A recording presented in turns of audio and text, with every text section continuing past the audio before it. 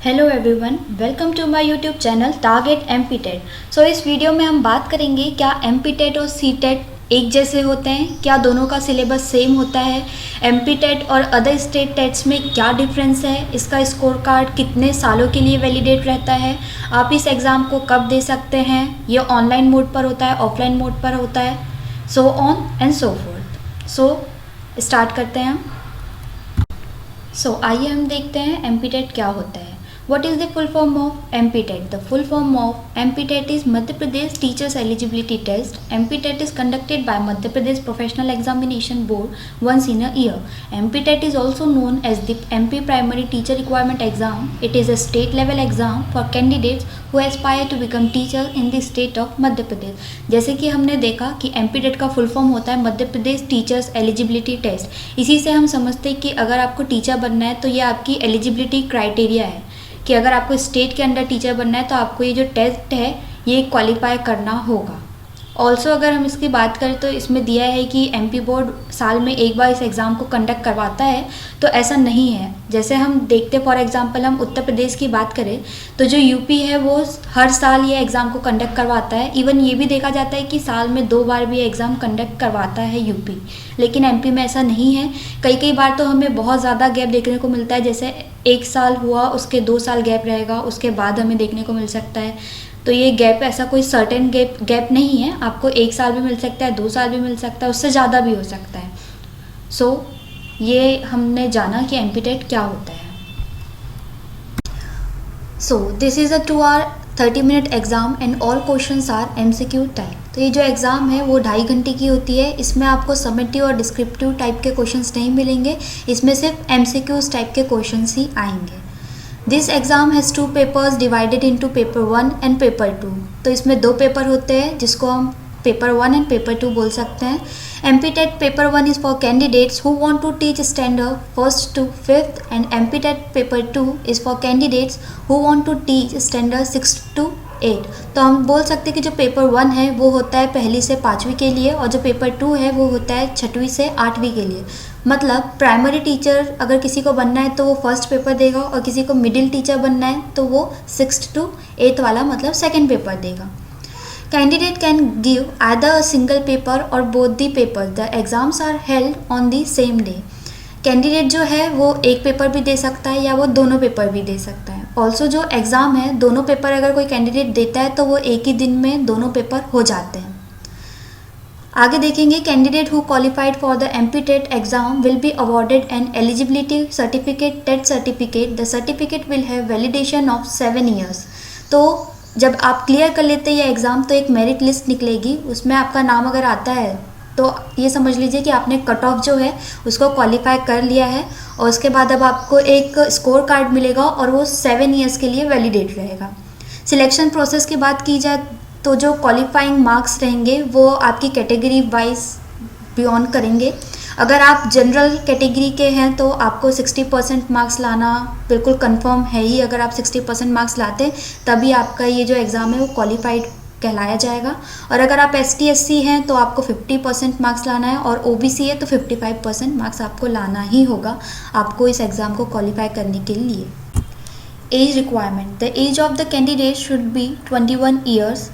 तो age requirement हमने देखा कि 21 ईयर्स होनी चाहिए मिनिमम। एग्ज़ाम लैंग्वेज की बात करें तो candidate can write the paper in both Hindi and English language except the test for English. Exam language होगी, पेपर आपको हिंदी और इंग्लिश दोनों में आएगा, आप अपने मीडियम के अकॉर्डिंग लैंग्वेज चूज़ कर सकते हैं। Stages. The MPTET 2021 exam is mainly held at 2 stages, where stage 1 is the written test and stage 2 is the document verification. Exam name is Madhya Pradesh teacher eligibility test. हमने अभी देखा, इसे हम MPTET भी बोलते हैं। कंडक्टेड बाय की बात करें तो इसे कंडक्ट करवाती है professional examination board Madhya Pradesh की। एग्ज़ाम लेवल है स्टेट लेवल की। एग्ज़ाम टाइप है MCQs में। मोड ऑफ एग्ज़ाम है offline. Here we will talk about eligibility. The eligibility limit is set by the Professional Examination Board of Madhya Pradesh. A candidate must pass this eligibility criteria to write the exam. The eligibility criteria depend on the age limit and education qualifications. A candidate must always fulfill the eligibility criteria, otherwise the exam does not hold good. The following are the eligibility criteria that a candidate must go through before filling out the application form. तो जब भी आप form fill करने जाएं, सबसे पहले तो आप उसके क्राइटेरिया को अच्छे से पढ़ लें. उसके बाद अगर हम बात करें प्राइमरी टीचर पेपर 1 के लिए क्या एलिजिबिलिटी चाहिए, तो हम देखते हैं candidate must have completed his or her intermediate और a degree equal to the intermediate with a minimum of 50%. मतलब कि आपको इंटरमीडिएट मतलब 12th में आपको 50% मिनिमम होने चाहिए marks. The candidate must have completed DLED means diploma in elementary education. 12th के साथ साथ आपको DLED की डिग्री भी होना चाहिए. Candidate must have a degree in Bachelor's in Education recognized by NCTE with a minimum of 50%. तो हम बोल सकते हैं कि कैंडिडेट के पास अगर B.Ed की भी डिग्री है तो भी वो एलिजिबल है इस पेपर 1 में बैठने के लिए. Or candidate must have a diploma in elementary education with a minimum of 45%, or candidate must have a bachelor's in elementary education 4 years with a minimum of 50%. तो हमने जैसे सुना है कि B.Ed में एक इंटीग्रेटेड कोर्स है जो कि 4 इयर्स का होता है. अगर स्टूडेंट के पास वो 4 इयर्स का कोर्स भी है तो भी वो एलिजिबल है इस पेपर 1 में बैठने के लिए. वहीं अगर हम बात करें अपर प्राइमरी टीचर पेपर 2 के लिए, तो candidate must have completed intermediate और a degree equivalent to intermediate with a minimum of 50%. Candidate must have completed graduation and have a B.Ed degree from recognised institute with a minimum of 50%. तो upper primary teacher और paper 2 के लिए जो eligibility criteria है वो है 12th में आपको मिनिमम 50% होने चाहिए. ऑल्सो B.Ed में भी आपको 50% होने चाहिए. इसमें एक और एलिजिबिलिटी है, वो है आपको एक ग्रेजुएशन डिग्री होना चाहिए जिसे हम बोलते हैं UG अंडर ग्रेजुएट जो कोर्स होता है वो आपका कंप्लीट होना चाहिए, तभी आप इस पेपर 2 को दे पाएंगे.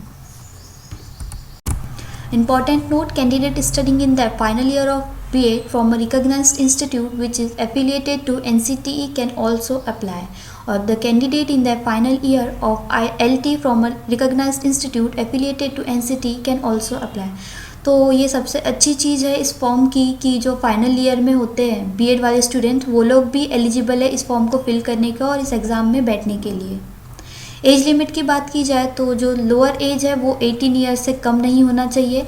मैक्सिमम एज 40 ईयर्स दी गई है. ऑल्सो मेरे अकॉर्डिंग जो है 18 ईयर्स ऑब्वियसली उसने दिया है कि जो लोअर एज है वो 18 ईयर्स से कम नहीं होनी चाहिए, लेकिन अबव एज 21 ईयर्स होनी चाहिए, तभी आप इस पेपर में बैठ पाएंगे. नेशनैलिटी की बात की जाए तो the applying candidate must be an Indian citizen. Obviously अगर आपको इंडिया में टीचर बनना है तो आपको इंडियन सिटीज़न तो होना ही चाहिए. अब हम बात करेंगे एप्लीकेशन फॉर्म की. तो जो इसका एप्लीकेशन फॉर्म है वो ऑनलाइन मोड पर ही होता है, ऑफलाइन नहीं होता है. और candidate must pay a nominal fee towards filling the registration form. आपको सबसे पहले एक नॉमिनल फ़ी होती है वो आपको पे करनी होगी. Then a candidate cannot appear for the exam without filling the registration form. आप बिना रजिस्ट्रेशन फॉर्म फिल किए इस एग्ज़ाम में अपीयर नहीं हो पाएंगे, बैठ नहीं पाएंगे. After filling the form with the details required and paying the registration fee, a candidate is issued an MPTET admit card that is required to attempt this exam. उसके बाद जब आप फॉर्म फिल कर लेंगे तो आपको एक एडमिट कार्ड मिलेगा जिसके थ्रू आप इस एग्ज़ाम को अटेम्प्ट कर पाएंगे, इस एग्ज़ाम में बैठ पाएंगे. The registration form is the first step towards appearing for the MPTET. Registration form जो है वो पहला स्टेप है इस एग्ज़ाम में अपीयर होने के लिए. अब हम बात करते हैं रजिस्ट्रेशन फीस की. The application fee to paid by candidate belonging to their different categories in given below.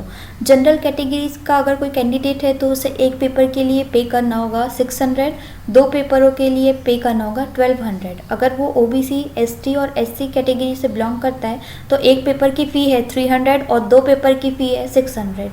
MPTET 2021 exam pattern की अगर हम बात करें तो इट हैज़ 2 पेपर. जैसे हमने अभी पहले बात की है कि इसमें 2 पेपर होते हैं, पेपर 1 एंड पेपर 2. दोनों का जो पैटर्न होता है वो थोड़ा डिफरेंट होता है. कैंडिडेट एक पेपर भी लिख सकता है, दोनों पेपर भी लिख सकता है.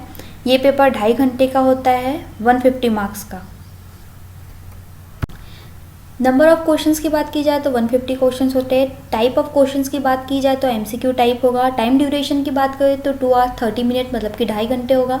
लैंग्वेजेस की बात करें तो Hindi and English both languages होगी। मार्किंग स्कीम की बात करें तो 1 marks each, no negative marking, मतलब कि हर पॉजिटिव क्वेश्चंस का आपको 1 मार्क्स मिलेगा ही मिलेगा, इसमें कोई भी नेगेटिव मार्किंग नहीं होगी। तो आगे हम बात करते हैं paper pattern 1 primary teacher test की। So here we will talk about कि पेपर 1 में आपका क्या क्या सब्जेक्ट्स होंगे। तो पहला होगा चाइल्ड डेवलपमेंट एंड पेडागोजी, इसमें 30 क्वेश्चंस होंगे 30 मार्क्स के लिए। लैंग्वेज 1 होगी 30 क्वेश्चंस 30 मार्क्स के लिए।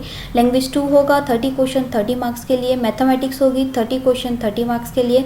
इन्वायरमेंटल स्टडीज़ मतलब ईवीएस होगा 30 क्वेश्चन 30 मार्क्स के लिए। सो बेसिकली इसमें 150 क्वेश्चंस होंगे 150 मार्क्स के लिए। इसमें कोई भी नेगेटिव मार्किंग नहीं होगी। बस आपको ध्यान ये रखना है कि जब आप लैंग्वेज 1 और लैंग्वेज 2 चूज़ करें तो आप दोनों में सेम लैंग्वेजेस चूज़ नहीं कर सकते। अगर आपने लैंग्वेज 1 में हिंदी चूज़ किया है तो लैंग्वेज 2 में आपको संस्कृत, इंग्लिश ये सब चूज़ करना है। आप सेम हिंदी लैंग्वेज चूज़ नहीं कर सकते।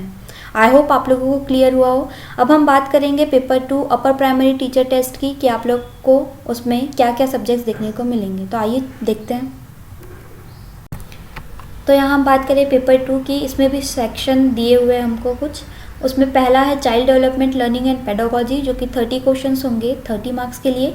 लैंग्वेज 1 30 क्वेश्चन 30 मार्क्स के लिए। लैंग्वेज 2 30 क्वेश्चन 30 मार्क्स के लिए। इसमें भी हम पेपर 1 की तरह लैंग्वेज 1 और लैंग्वेज 2 में सेम लैंग्वेजेस चूज़ नहीं कर सकते, हमें अलग अलग सब्जेक्ट्स चूज़ करने होंगे। इसमें डिफरेंट चीज़ ये है कि अगर कोई साइंस स्ट्रीम का बच्चा है तो उसे mathematics and science subject choose करना होगा, और अगर कोई आर्ट्स वाला बच्चा है तो वो सोशल स्टडीज़ और सोशल साइंस चूज़ करेगा। तो कैंडिडेट्स को इसमें 4 पेपर देखने को मिलेगा। जैसे अगर कोई साइंस वाला है तो उसको ऊपर के 4 देखने को मिलेंगे, और अगर कोई आर्ट्स वाला है तो ऊपर के 3 और लास्ट वाला एक ऑप्शन जो है वो चारों मिला के दोनों को 4-4 पेपर देखने को मिलेंगे। ऑल्सो यहाँ पर हम देख रहे हैं कि नंबर ऑफ क्वेश्चंस चेंज हो गए। मैथमेटिक्स एंड साइंस में 60 दिखा रहा है, मार्क्स भी 60 शो कर रहा है। तो यस ऐसा ही होगा क्योंकि इसमें आपको 4 सब्जेक्ट्स आएंगे, तो आपके जो 60 मार्क्स है वो 60 क्वेश्चंस के ऊपर ही आएंगे। इसमें पेडागोजी का बहुत ज़्यादा इंपॉर्टेंस है क्योंकि जो फर्स्ट पेपर है वो पूरा पेडागोजी है। लैंग्वेज 1 और लैंग्वेज 2 में भी आपको 15-15 मार्क्स का सब्जेक्ट्स है और 15 मार्क्स की पेडागोजी ही आएगी। मैथमेटिक्स एंड साइंस की बात करें तो उसमें 40 मार्क्स आपके सब्जेक्ट का, 20 मार्क्स की आपकी पेडागोजी। सोशल स्टडीज़ की बात करें तो 40 मार्क्स अपने सब्जेक्ट का, 20 मार्क्स की पेडागोजी। ये पेपर भी 150 मार्क्स का होता है, 150 क्वेश्चन इसमें आते हैं। आई होप आप लोगों को क्लियर हुआ हो। आई होप आप लोगों को अभी तक का सब कुछ क्लियर हुआ हो। अब हम बात करेंगे कि स्टेट टेट और सी टेट में क्या डिफरेंस है। सी टेट सेंट्रल टीचर बनने के लिए होता है और जो स्टेट टेट है वो स्टेट के अंदर टीचर बनने के लिए होता है। सेंट्रल स्कूल्स मतलब केंद्रीय विद्यालय, नवोदय, और स्टेट टेट मतलब स्टेट के अंदर जो गवर्नमेंट स्कूल्स होती है वहाँ पर टीचरशिप करने के लिए आपको स्टेट टेट क्वालिफाई करना बहुत इंपॉर्टेंट है। मेरी माने तो ये सिर्फ एक ही स्टेट के लिए नहीं है। जैसे हम अभी बात कर रहे थे एमपी टेट की, तो ऐसा नहीं है, ये यूपी के लिए भी है, ये महाराष्ट्र के लिए भी है, सीजी के लिए भी है। सारे रूल्स एंड नॉर्म्स जो है वो सारे स्टेट के लिए इक्वल रहेंगे। अब हम बात करेंगे कि क्या ये एग्ज़ाम आपको बार बार देनी चाहिए। तो यस, आपको ये एग्ज़ाम बार बार देते रहना चाहिए क्योंकि अगर हम बात करें एमपी की तो ये एमपी में हर ईयर कंडक्ट नहीं होता है, इसमें आपको गैप देखने को मिलता है। ऑब्वियसली आपके पास अगर आपने क्लियर किया है तो एक स्कोर कार्ड है, वो 7 ईयर्स के लिए वैलिडेट है, लेकिन हम इसमें देखेंगे कि सिर्फ आपको कट ऑफ क्लियर नहीं करना है, आपको अपने मार्क्स को भी इंक्रीज़ करना है क्योंकि जब वैकेंसीज आएगी तो आपके जो स्कोर कार्ड में जो मार्क्स दिए हुए हैं वो भी कहीं ना कहीं ऐड होंगे और उसके बेसिस पे आपको पोस्ट दी जाएगी। इसलिए आपको टाइम टू टाइम ये एग्ज़ाम देते रहना चाहिए और अपने जो मार्क्स है उसको इंक्रीज़ करते रहना चाहिए। So that's all for today. Thank you for watching and also stay tuned for more video related to MP TET. Thank you.